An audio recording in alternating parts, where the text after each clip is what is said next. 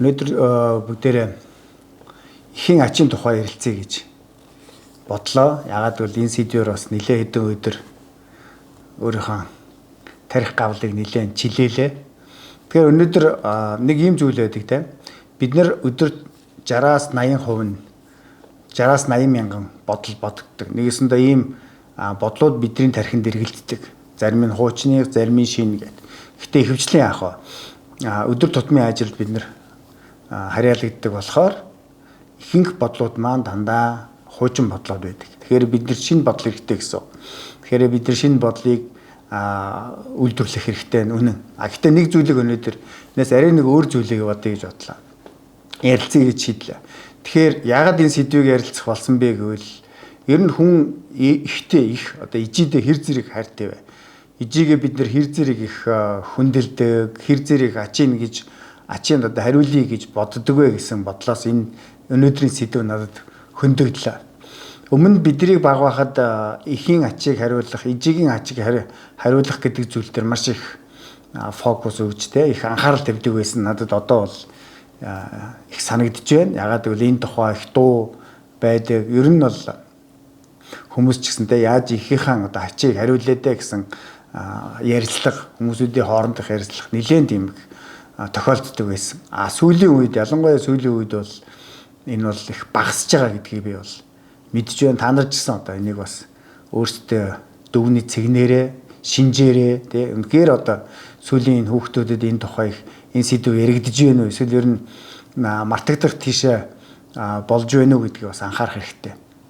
Өнөөдөр бидний энэ 60-аас 80 мянган бодолд одоо яг орчин үеийн хүүхдүүд одоо юу байна вэ гэвэл за мэдээж одоо тухайн үеийн одоо тухайн өдрийн бодлууд байгаа бах. Гэхдээ л одоо бидний заримд бол нөгөө нэг банкны үр зээл эсвэл нэг таагүй бодлууд гэсэн нэг тийм таагүй дурсамжуудтай холбоотой бодлууд яг байнга давтагдаад байна гэж би бол үзэж байна. Гэтэл хэрвээ бид нэр ихийн хайр дээр ихийн ачийг одоо би яаж хариулах вэ гэдэг тийм зүйл дээр бидний анхаарал нэлээд их хөндөгдөх юм бол энэ бол нэлээд олон давуу талтай гэж би үзэж байна. За нэгдүгээрт бол яах вэ гэвэл хэрвээ бид нэр за би одоо хүүхэнд одоо ихтэй би үнэхээр одоо баярлж байна, талархаж байна. Би ихийнхэн ачийг яаж хариулъя даа гэж бодож байгаа үед бол бидний сэтгэл зүй бол нэлээд тийм эерэг байдаг болов уу гэж бодож байна. Яагаад гэвэл бид нар намайг байхад миний эргэн тойронд хүмүүс ингэж ярьдаг байсан. Тэгээд би бас эн чинь бас тухайн үеийн сэтгэлгээгээр те их чухал сэдв гэдгийг ойлгохгүй ч гэсэн за би ч гэсэн одоо ихтэй өртөө юм байна. Би одоо ижидээ одоо яаж туслах уу? Би ижидээ одоо яаж одоо түүнийд нь тэр их ач тусын хариуг нь өгдөө гэж би тэр үед хүүхд сэтгэлгээгээр бас боддог байсан. Гэтэ энэ орчин үеийн хүүхдэд бас баг ажиглагдаж байна. Тэгэхээр тэр үед бидний нэг ийм одоо оюун ухаан нэг ийм дүр зураг бүр ингэж дүрслэгдэж хадгалагдаж үлдсэн байгаа. Энэ нь юу вэ гэвэл ихийнхэн ачийг хариулсан хүн гэж ямар хүн илэх вэ гэж тэр үед яригддаг байсан. Тэр үеийн хариулт нь бол өглөөний өвсний шүүдрээр цай чанж өгсөн хүн одоо ихийнхэн ачийг хариулсан гэж тооцогддог гэж бид нэр тэр үед сонсдог байсан. Тэгээ гэтэл энийг бас их сонирм. Би нэг баг байхдаа яг энэ тухай надад яригдээд тухайн өдрүүд ч юм. Тэгээ би нэг хөдөө байсан санагдаж байгаа. Одоо яг бол тод санаад байгаа байхгүй юу? Тэгээ би хөдөө ингээд яваад за гуталтайч байлоо. За тэр үед ер нь хүүхдүүд нэг бахаалал өмсдөг байсан шүү дээ. Тэгээд ингээд өвсний шүүдэр дээр өглөө яваад тэгээд миний гутлын оншоор дээр хитгэн тусал одоо ус шүүдэр тийм ээ өвсний шүүдэр туссан юм байгаа ингээд тогтсон. Тэгээ би бодож исэн байхгүй. Тухайн үед тэр нэг бяцхан хүүхдийн тарихаар за энэ ихийн ачийг хариулна гэдэг чинь ийм айхтар байдаг юм байна. Ийм нүсэр ажил байх юм байна. Ягаад гэвэл би өглөө босоод одоо энэ шүүдрүүдийг цуглуулад тэгээд анх нилээн дүүргээд тийм үү. Тэр чинь нар мандахаа шүүдрэ байхгүй болчих штэ. Тэгээд тэрүүнгээ цай чана гэдэг бол энэ бол бүтэхгүй зүйл. Одоо юу гэдэг энэ бол их цаана их хол зүйл юм байна гэж бодож байсан. Харин одоо бодох нь бол энэ бол одоо манай Монгол ардын уламжлалт ёсоор биднэрт бол маш их уламжлалтаагаар зөөрлүүлж хийсэн одоо маш их хүчтэй ишлэл юм байгаа юм. Ягаад гэвэл үнэхээр бид нэр ижидээ өртөө нь бол өртөө энэ бол яалтчгүй өртөө. бид нар ичийнхээ эхийнхээ ачийг хариулах ёстой гэвэл ёстой. Харин энийг бид нар одоо яаж хариулах? Ер нь ямар одоо өртөө вэ гэдгийг хүн бид нар ер нь одоо боддгоо юм байна. Харин энэ ишлэлээс харахад тийм ээ энэ одоо энэ дээр үеийн одоо бурлуудаас ингээд дамжигдаад ороод ирсэн энэ ишлэлээс харахад бол бид нар үнэхээр их одоо гэдэг ач тусыг авсан юм байна ихээсээ тийм ээ. Тэр олон шөний нойргүйдэл тийм үү. Тэр одоо их өдрийн одоо бидний төлөө зовсон одоо санаа биднийг одоо ямар ч алагчлалгүйгээр тэр их хайрлсан хайрыг бид нар шингээж авчгаад харин одоо бид нар энийг ерөөсө боддгоо юм байна. Одоо бидний бодож байгаа зүйл гэвэл өөрийн одоо бидний хүүхдүүд өөрийн бодоод байна. Тэгэхээр энэ бол хэн буруудайг бол аргагүй одоо энэ яалтч одоо бид нар тийм ээ одоо энэ одоо настангууд ч гэхэд хаашаа. Гэтэ энэ одоо бид нар аав ээж нар энэ уламжлалыг дамжуулж өгөх нь одоо зайлшгүй чухал шаардлагатай. Магадгүй одоо үнээс ч гэсэн эх орон гэж үвэ гэдэг нэг асуулт дээр байдаг те тавигддаг те. Тэгэхээр эх орон гэж үнээс ч эхэлдэг гэж магадгүй. Ерөн сүүлийн үед бол миний бодохноо бол эх орон гэдэг бол энэ эхийн ачтал эхийн одоо ач гэдгээс л эхэлдэг байх. Эсвэл эхийн хайр гэдгээс л эхэлдэг байх гэж би одоо их энэ тухаас их бодож байна. Тийм учраас биднэрт энэ одоо юм сэтгэхүйг тийм ээ энэ хүндлэлийг энэ ардын уламжлалж ирсэн энэ сайхан одоо хизээч одоо хайж орхигдуулж болохгүй одоо энэ гүн утга санаатай энэ зүйлийг бид нэр хүүхдтэй одоо ярьж эхлэх нь их чухал байна. Ягаад гэвэл дээр үед биднийг бас дахиад одоо өөрийнхөө бага настай харьцуулахад биднийг одоо бага байгаад ялангуяа нэг 2 3 4 5 6 дугаар ангид ороход дандаа эх орны тухай эсвэл эхийн тухай шүлгийг одоо бүр албан ёсоор чэйжлүүлдэг гэсэн. Одоо миний үеийн хүмүүс бол аав ээж нар бол андахгүй Сэхэс цагаан бовд ерөөсөн маш олон шүлгийг бид нар их чэйжлүүлдэг. Багш нар биднэрээр чэйжлүүл бид нар тэрийг чэйжээр уншихаж оролддог. Зарим өөр их сайн уншдаг байсан. Тэгэхээр энэ бол яалтч одоо тэр хүүхдэд одоо 70 ухамсарт нь яг эх орныхоо төлөө тэр эцэгхийн төлөө эх орныхоо төлөө эх орны тухай эцэгхийн тухай бүр эхийн ачийн тухай зүйлийг тэр шүлгээр дамжуулж бидний яг 70 ухамсарт суулгаж өгж байсан одоо тийм одоо орчин үеийн хэллэгээр бол програм байсан байна. Гэтэл одоо энэ програм маш их дутагдж байна.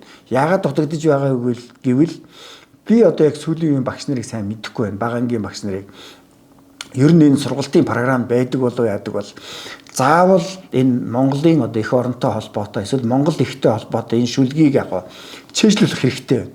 Одооноос эхлээд энийг хийх хэрэгтэй байна. Энэ бол их зөв сэтгэл зүй гэж би бодож байна. Ягаад гэвэл одоо хийдимий тэр нэг кино шийвэд юм уу эсвэл ном зохиолч одоо унших нь хавагдсан тийм ээ. Тэр нэг байнга ингэж утсаар ингэж үздэг юм одоо юмны оронд хүүхдүүд заримдаа хаяаж гисэн одоо тийм ээ. Би одоо ихийнхээ ачийг одоо яаж хариулах вэ? Би одоо миний их одоо хичнээн надад ачлалтай билээ гэдгийг бид нэр одоо ингэж одоо яалтчгүй энэ залуу үеуд хүүхдүүдэд энийг бодогдуулж байх хэрэгтэй байна. Тийм учраас бид нэр одоо энэ ихийн ач одоо их хүний ач гэдгийг зүйлийг одоо ингэж ярьж хөндөж тийм эсвэл хүүхдүүддээ сургаж те минийх бол ижидээ бол үнэхээр их одоо за өртөө гэж хэлчихээр бас бурууч байх тийм ээ. Минийх одоо ийм ач байдаг юм шиг хийн ач гэдэг чинь ийм агуу зүйл байдгийн. За энэ их хүний хайр гэдэг чинь одоо ийм зүйл байдгийн. За чамаа 9 10 жилээ алтан урагндаа одоо тээсэн. Тэгээд дараа нь чамаа гаргасан хэдэн өдрийн хэдэн шөнийн нойргүй хонуулсан хэдэн одоо өдрийн одоо санаа зовнилтэй одоо хүртэл ингээ хайрлаж байгаа энэ хайр гэдгийг энд чи бол одоо энэ болоод ихийнхэн ачийг хариулах ёстой юм шүү гэдгийг бид нар суулгаж өгөх хэрэгтэй. Тэгэхгүй бол бидний залуу нэг тийм ямар ч тийм хариуцлага хүлээхгүй. Зүгээр л бид нар одоо өөрсдийнхөө амьдралыг л болгож ивэл болоо гэсэн нэг ийм ачаалтаа, ийм хариуцлагатай өсөөд байна уу да гэж би надад бол харагдаж байна. Тэгэхээр бид нар энийг одоо ялангуяа эцгийнх нар тийм үү энэ одоо ихтэй одоо бид нар өртөө эхийн ач гэдэг энэ агуу зүйлийг та нар одоо хариулах ёстой гэдэг программыг тэр хүүхэд байхаас нь эхлээд суулгаж өгөөд энтэй дамнуулаад эх орондоо бас чи бас ийм одоо өртөө гэдэг ч юм уу тийм ээ ийм эх орны ач гэдэг чинь чамд ийм их байгаа гэдгийг ийм эх оронж үзлэг гэдгийг ийм зүйлээр ингэж дамнуулж цааш нь одоо суулгуул их тийм айтайхан харагдаж байна. Ягаад бол би одоо ингээ багнасаа ингээ эргээ ботгоод тийм үү. Миний эргэн тойронд л энэний тухай ярьдаг гэсэн. Эхийн ачийг хариулах. Эхийн ачийг хариулах гээл. Тэгэхээр бид нар чинь ялангуяа жоохон хөвгт чинь энэ юу юм бол ойлгохгүй шүү дээ тийм үү. Тэнгууд наав ээж нь хэлж өгөн тийм үү. За эхийн ач гэдэг чинь ийм зүйл байд. Ер нь бол тэгэл цаашлал энэ бол эх орны ач гэсэн. Тэгэхээр биднэрт ийм зүйл байна. Ягаад энэ зүйлийг өнөөдөр бас хариулах болвайгүй л ер нь сэтгэл зүйч нар дээр 3 төрлийн хүмүүсүүд л ирж байна. За эхнийх нь бол ойролцоогоор нэг бас 3 зүйлээ хувилах юм бол 25%. Энэ нь бол яалтчгүй эмгэгтэй хүмүүс үү тийм ээ. Ямар хүмүүс вэ гэвэл за эмгэг сэтгэл зүйн эмгэг, хоёр туйлтч байдаг юм уу? Эсвэл түгшрэх тийм үү? Эсвэл шизофрен ч гэдэг юм яг яалтчгүй сэтгэл зүйн эмгэгтэй хүмүүс. За энэ бол ойролцоогоор 25% барагцаалах юм бол. За дараагийнх нь болохоор дараагийн 25% болохоор нэг тийм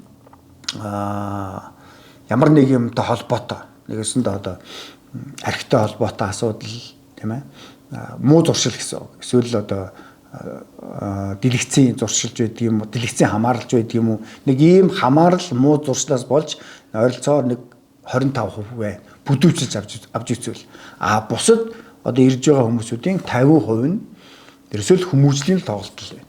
Ягаад гэвэл ерөөсөө дээрүүд бид нар ярьдгээс ч тийм эрхийн балам өмнө орлого гэдэг шиг л яг бид нар хайрн дотроо хална гаднаа гэдэг.